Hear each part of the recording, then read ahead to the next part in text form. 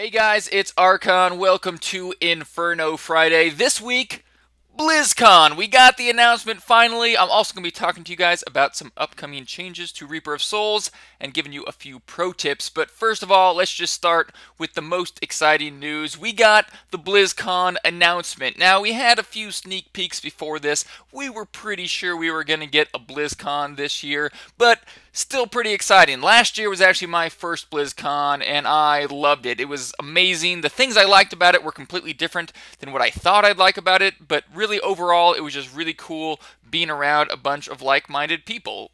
Regardless of where I went in Anaheim, everyone was talking about Blizzard games. Pretty much every conversation I overheard was about something that I could relate to, and that was just a really cool feeling. All the other stuff was just a bonus, really. I can't wait to go back this year.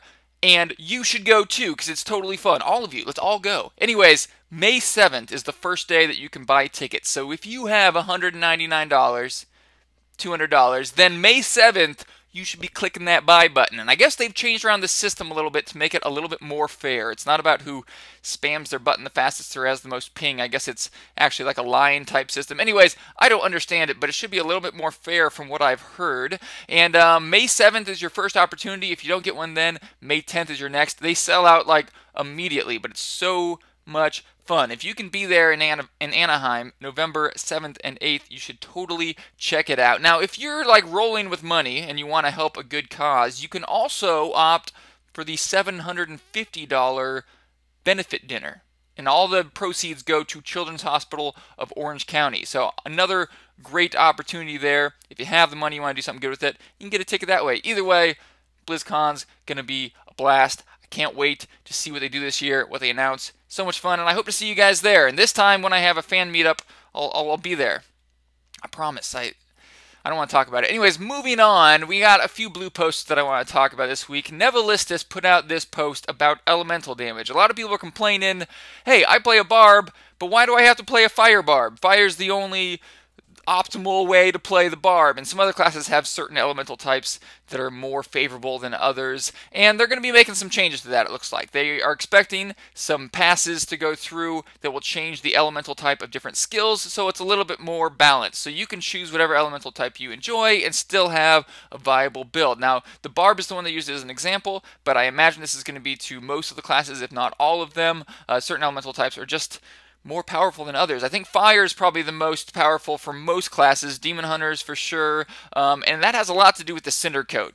That 30% reduction of resource cost is just crazy. So if we got something like that in terms of gear for the other elements, I think that would really help to balance. But of course, this post is specifically about skills and changing their elemental type. But in the future, we should see more balance with elemental types. Moving on, Wyatt Chang made a pretty good post about toughness and healing. And there's been a lot of discussion about this in the past week or two about all resin armor versus life and life percent as a way to get toughness. Both of those categories of stats will give you toughness, but it's actually a bit better to get toughness from all res and armor, because what you don't see on your character sheet is getting toughness from all res and armor actually improves your healing, which kind of sounds weird, but the healing on the character sheet right now shows your healing, the amount of life that's healed per second, not the amount of toughness. So armor and all res don't give you more life, but they do reduce the amount of damage you're taking, which increases your effective health pool, also known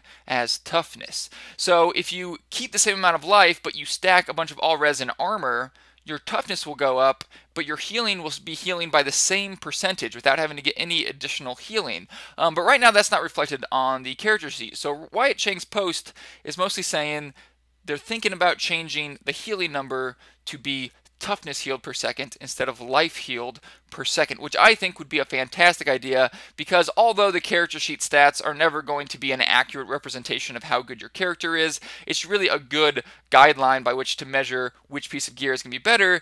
And the truth is that all res and armor are increasing your healing right now, and that doesn't show on the character sheet, and most people, I think, don't quite understand that until they've done some playing around with it, and so it really favors the people that have a better understanding of the mechanics, and it's better, I think, just to share that information with everyone. So hopefully they do make that change, I think, make it toughness healed per second, and yeah, we can have a better idea of what armor and all-res are really doing, because right now, there's just huge debate going on. Some people are saying only armor and all res, forget life percent in life. But really, it's a toss-up. It's a case-by-case basis. Although armor and all res are always a better way to get toughness if it's equal, sometimes you get a lot more toughness from life and life percent, and it's hard to tell which one's going to be better. So that was a cool post. If you want to read it, all these things are linked below, and I hope they make that change.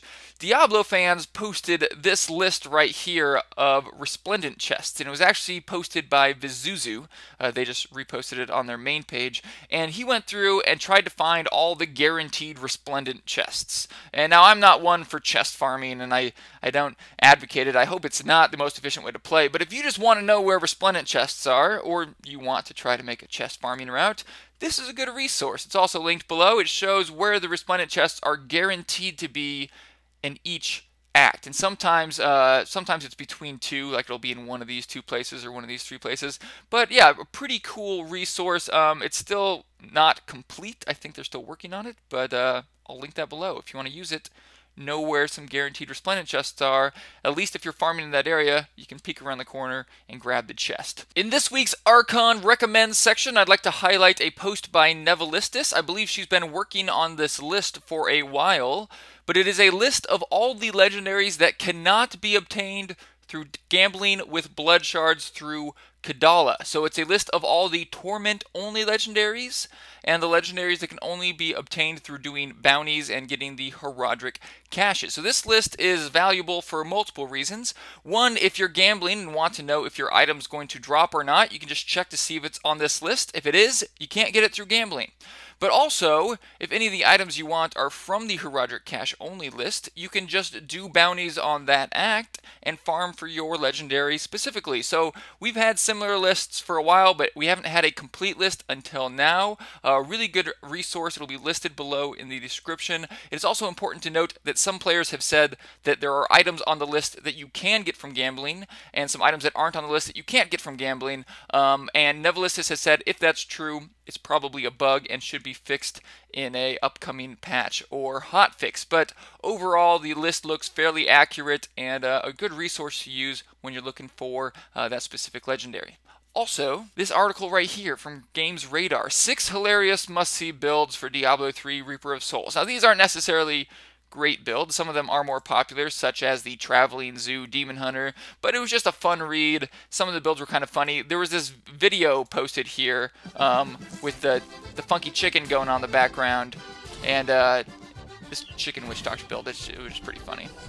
I had a good laugh at it. Maybe you guys will have a good laugh at it too, but I thought I'd share that with you guys. That's all I had for this week in Diablo 3 news. If you guys enjoyed this video, please hit that subscribe button, and I'll have another one for you soon.